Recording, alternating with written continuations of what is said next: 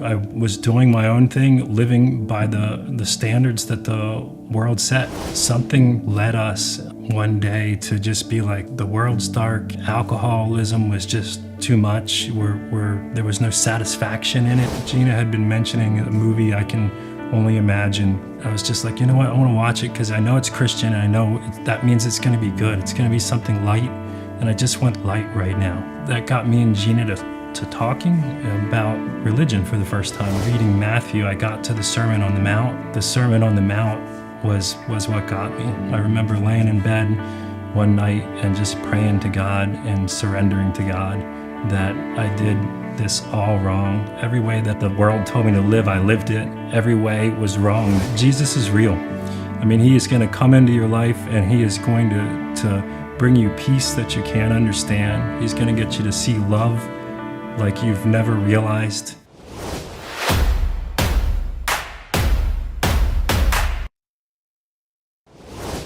You know, I grew up in Lancaster, Pennsylvania, in Amish country, and my parents were devout. I'd say they're way more devout Christians now than they were in the beginning part of our lives, but we grew up in the church, and my mom was very, very certain. I think my mom was the most devout growing up, so we had to go to church, didn't have a choice. And as a kid, it didn't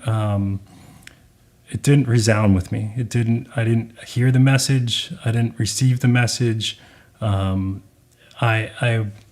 very much gravitated towards the evolution taught in school, and the science, and getting into philosophy and just exploring other theologies around the world. I had a passion for ancient history, so Egyptian mythology and Roman civilization. Very caught up in that, but not in the Christianity that moved around the Roman occupation. So it was very interesting. I went out into the world and was doing my own thing, living by the standards that the world set. Be successful, work hard, play hard, and I lived that. As a younger kid, I had an addiction with cigarettes, and in the middle part of my life, I changed that addiction from cigarettes, got rid of that, but just transferred it to alcohol. I partied hard, and I worked hard, and I always thought that I was a good person.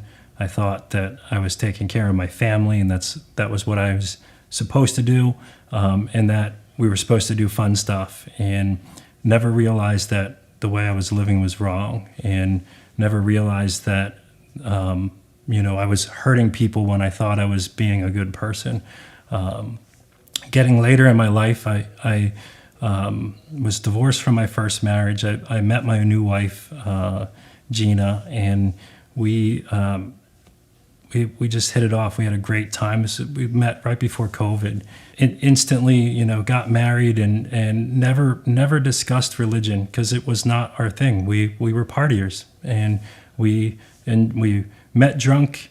We built our relationship on that as being functional adult alcoholics, but also business owners. Together, we were so successful, so much more successful together than we were apart in every way that the world said we were to be.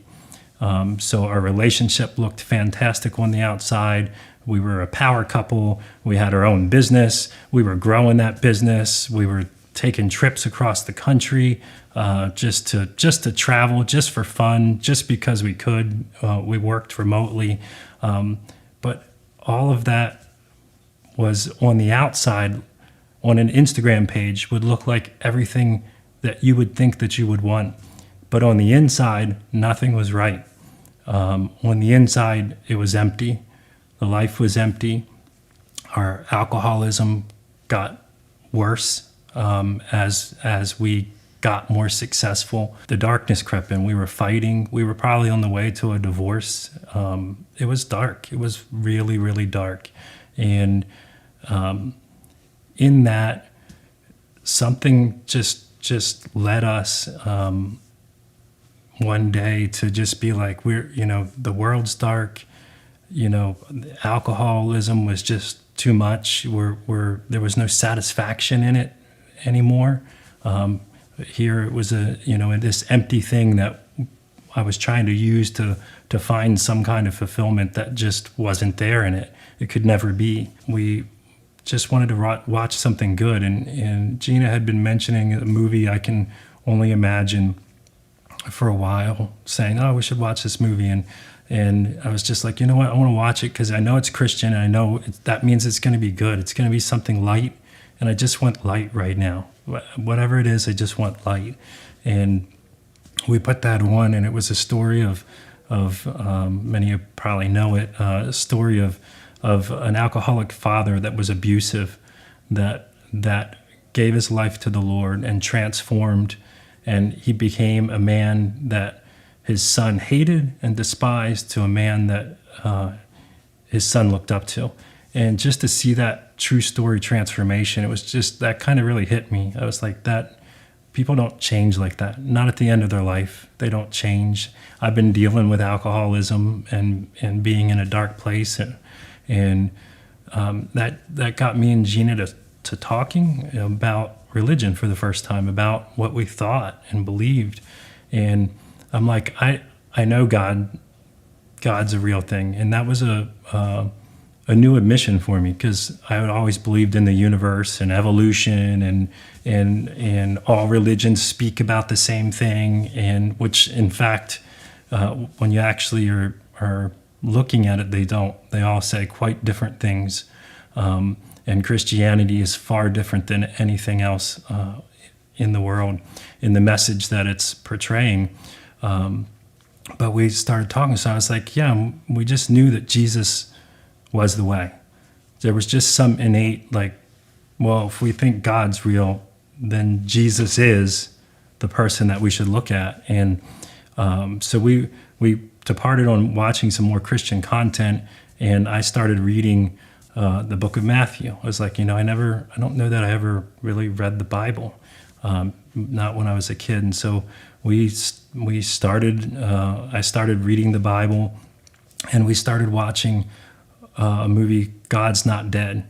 I guess it was the same production company. I don't know how we got on that movie, but that movie made a big impact on my thought process. I was so caught in evolution and science and fact that it never occurred to me that there might be more facts and more science on the side of creation than there is on evolution, because I was just taught one thing in school and I never questioned it.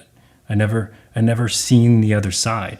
It was just like, oh, well, if you even look at that other side, then you're just not smart, and that was the perspective taught. And so it was eye-opening to see that. So I started, in addition to reading the book of Matthew, I started reading Cold Case Christianity and a number of other books that are really highlighting the validity of the gospel, eyewitness accounts, the facts about creation and creation science. And that was it got me to realize that no, you're not unintelligent if you believe in creation. That is not the case. You're actually just following a stream of facts that leads to the most logical thing that a human being can come to and understanding of. As I was doing that and reading Matthew, I got to the Sermon on the Mount, and the Sermon on the Mount was what got me. It was reading those adaptations of the Old Testament law and the way that we were supposed to live that made me experience godly sorrow. I remember laying in bed one night and just praying to God and surrendering to God that I did this all wrong. Every way that the world told me to live, I lived it. And every way was wrong. The kingdom was upside down. The things that I was doing was wrong.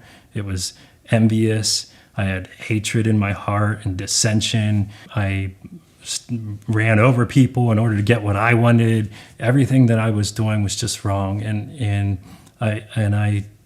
my prayer was just like, Lord, I don't know how to do this. I messed this all up, and just come and fix my life. because everything that I'm doing, I realize now it's wrong. It's not right. It was a pretty emotional prayer. I remember crying in bed, and from that point forward, I mean, the Lord just came. He came in such a way that no one can. Jesus is real. I mean, he is going to come into your life, and he is going to bring you peace that you can't understand. He's going to get you to see love like you've never realized. Love didn't look like what you thought it looked like until you've received him into your heart. He took the alcoholism away. I battled that my whole life, and there would be moments in that where I would try of my power and strength to stop. And maybe I would make it a week. Maybe I would make it, a week, and then that burning desire just was too much. And then you'd have one drink. I'll just have one, and then you would slowly go back to it. When I gave my life to Christ, he took that away. The desire to drink was gone. I didn't quit. I actually had a friend tell me, he's like, well, you got to take some credit that you quit. I'm like, I didn't do it. I didn't do it at all. He took that desire straight away. So one day I was drinking, the next day it was gone. I didn't have to work at it. I didn't have to think about, I don't want to drink anymore. And I didn't have to overcome some strong urge. No, because the Lord took it all away. And he just came in such a big way in my life. And all I can tell you is he is real, and he's waiting there. In the scriptures, John tells us a beautiful story about a Samaritan woman at the well, and Jesus meets the Samaritan woman at the well, and that well is a representation of our sin. It's what we're going to, and we're trying to draw up some kind of meaning, some kind of value in our life. We're just digging down into that well, and we just keep coming up dry. We drink that water up, and it just runs out. And that's what I did my whole life. I chased alcoholism, I chased money, I chased success, and it just ran out. And my life ran out, and it ran empty. And that whole time, Jesus was standing there right by the well, and he's like, I'll just give you something. I can give you something right now that will fill you. You just got to ask me. And so that's all I did that night. And I didn't even know what I was doing. I just surrendered to him, and he gave me that living water, and it's changed my life ever since. We don't have the same life at all. So we don't really have any of our old friends. Not to say that I have friends that there was like a hard break or tie to. It's just they're doing something else, and it's not the thing that I do anymore. And so we just don't really hang out or get together because we're not compatible, I guess, just because when you're following the way with Jesus, it's just such a different way, and people don't understand it. They think that you're giving something up, like, oh, you can't do that, like you're missing out on fun. I'm like, I'm not missing out on anything. I'm receiving peace, love, and joy so abundantly that there's no way I would do that thing over there, which I know what the result of that is, and it's not going to give me the peace, love, and joy of the Lord, because it's not what the Lord wants me to do. So we haven't lost any like hard ties where we can't get along with someone, but we just do just totally different stuff. Shortly after I had surrendered, I think it was a couple weeks, maybe a week or two. Actually, maybe it was a month or two. My daughter had been through all of COVID. Several of my kids are adopted. My oldest daughter, who's had a lot of change in her life, was struggling with becoming a young adult, and had a big time struggle with that. Had a lot of external influences that were not helping her situation, and prior to coming to Christ, I took a very tough love stance with her. With the perspective of my upbringing and my life. And she didn't have my upbringing in my life. I had stable parents that were very loving, and she didn't have that base to work off of. And so I was expecting a result or a thing from her based on how I feel instead of what she was going through. And shortly after, so right before I surrendered to the Lord, she had asked to move in with us, and I told her no. She was a adult at that point, but she was struggling, and I knew why she was trying to move in, and I knew it was going to be super disruptive. All selfish reasons, really, really selfish reasons. So right after coming to the Lord, she was texting, wanting something again, and I responded my same tough love way. And after that response, she got really angry, basically told me, "I'm done with you. Don't even try talking to me anymore." And I was just looking at my response, and everything about it felt wrong. I was like, you know what? This isn't the way that Jesus would have responded. I'm like, I don't even know that I haven't just surrendered to him. I don't even know what it is to be a Christian or follow Jesus.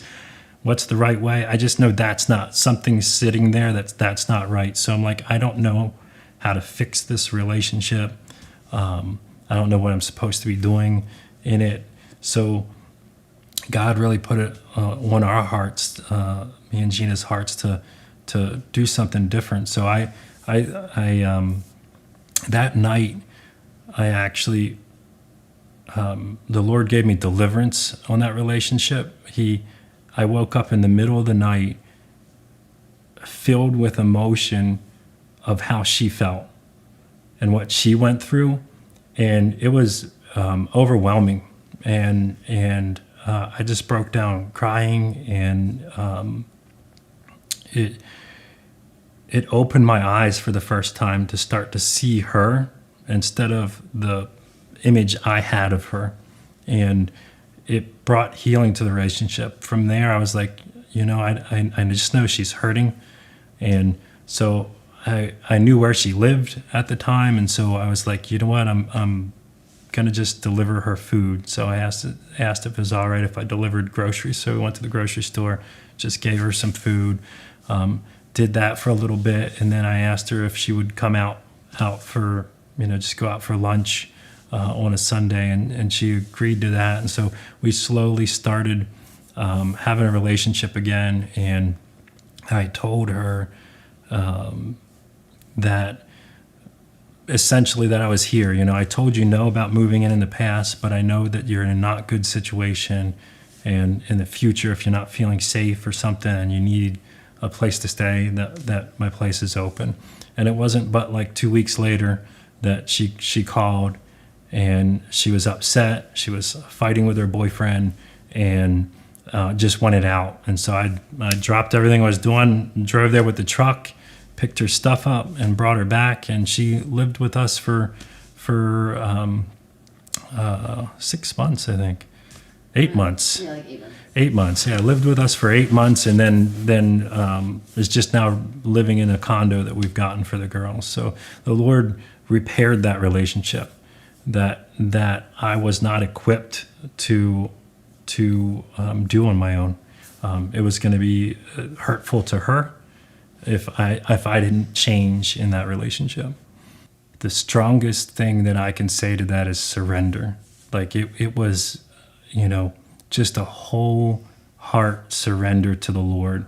So he hit me, and he just hit me like a Mack truck. And it was knowing right the whole way down to every depth of my heart that it was so wrong. Like what I was doing was so wrong.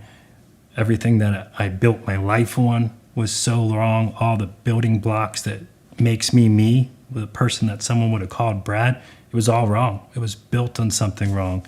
And that realization, it just broke the chain. So when I gave my life to him, he filled me with this peace. And I knew just in that instant when that peace came, like I knew if I stepped back to that old world, that all of that peace would be gone. And so that was like, it was like, I guess the motivation to change the habit. The desire was gone, but yeah, you still have a habit, and you would, oh, if you go here and have dinner, what do? You order a drink. Well, yeah, you have to change your habit. The desire to drink was gone, but that peace that it gave me just, it made it so like, oh yeah, of course I don't want to do that, because I know that this feeling will be gone if I do that. And it was the feeling of peace that he was giving me by following what he is directing. Yeah, just, and being in the Word, continuously being in the Word, and when that peace is leaving, then I know I'm doing it for my own strength and my own power. And so then it's just back to surrendering, pulling back from what I'm doing, and just giving it to him. I've had so many times of sanctification in the last year since coming to the Lord, of those moments. I've had two really distinct moments in the last year in the sanctification process. The first one was over success in our business. So our business was struggling. I was struggling with the feelings of I need to provide for the family, and I don't know how I'm going to do that with this attachment. And the Lord broke me down to the very last, and it was like a turning point. I remember this prayer in the driveway. I'm just talking to him in my head. I'm like, and I had been crying at the office already earlier that day over the fact that I just want to provide for the family. Like, how do I do this? And part of it was because we were being directed to make some changes in the business, maybe some business practices that weren't, which all businesses do, but is not fully honest, was not fully up to par. And so the Lord was making us change these things. And that's when the business was struggling. So that was what was really hard for me to follow. And I remember in the driveway, and I'm sitting there like having this like really open conversation with him, like how can you make me do this, essentially? How can I step into this path and now my business is going to fail? And he told me, he was like, put the thoughts in my head of this is your moment right here. This moment is a moment where you can decide to follow me, or you can go back to your old life. And I was like, nope, I'm going that way. Sorry that I was getting that way, but I'm following you, And so I've had, another moment like that in regards to bad relationship with food that I was emotionally eating. And so I had another moment like that in the shed. Same thing, got down to that base root and was having a conversation with him about, this is so difficult. You made my life so difficult. It's so hard to follow you, because I was just battling and struggling with changing this habit of how I ate. And that in that same conversation, he was like, this is it. This is that moment. Like, you're going to either give up now and you're going to go right back to where you were, or you're going to follow me. And I was like, no, I got to follow you, But that's how I keep the peace, is by getting a deeper and deeper understanding that there's no part of me that was good. There was no part of my heart that was good without the Lord. It was all bad. Even the things that I thought I was doing was good, they were so bad. And knowing and fully understanding that there's no way that I can fix that in my power and in my strength. There's nothing that I can do to change the fact that I'm a bad person and my heart was corrupt.